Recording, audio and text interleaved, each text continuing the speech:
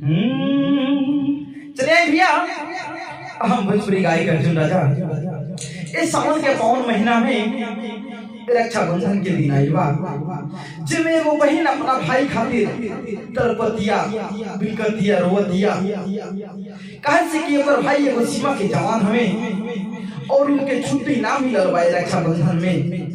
और ओकर भैया ना ओकर लड़ाई घरे।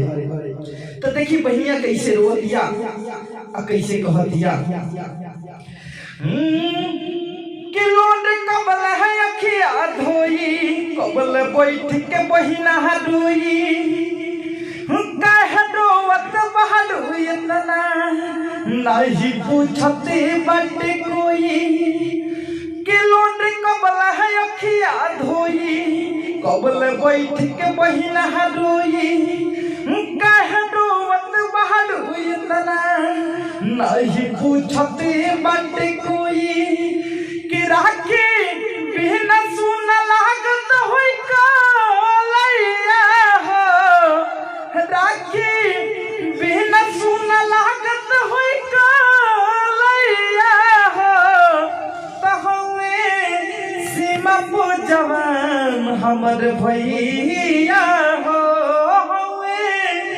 हर सीमा के जवान हमर भैया हो। एगो बड़ बड़ हमनी छोटे चार बहिना, हद के कदा के बांधी राखी लहू कस बहिना,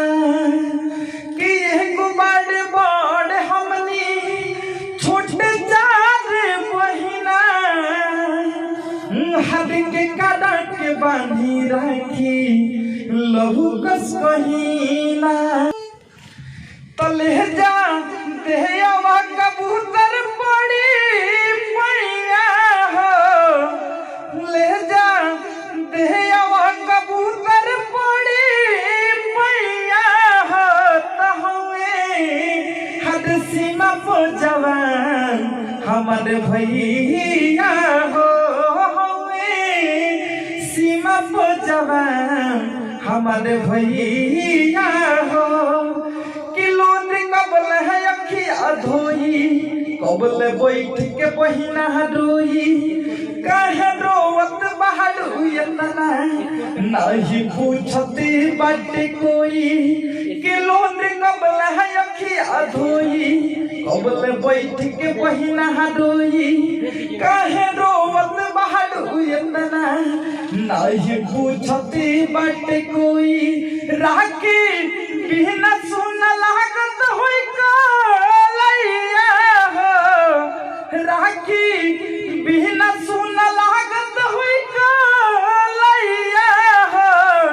तहवे सीमा पो जवान हमर भैया हो, सीमा पो जवान हमर भैया हो। चलिए तो कमेंट करके बताइए लोग कि कैसा लगा था।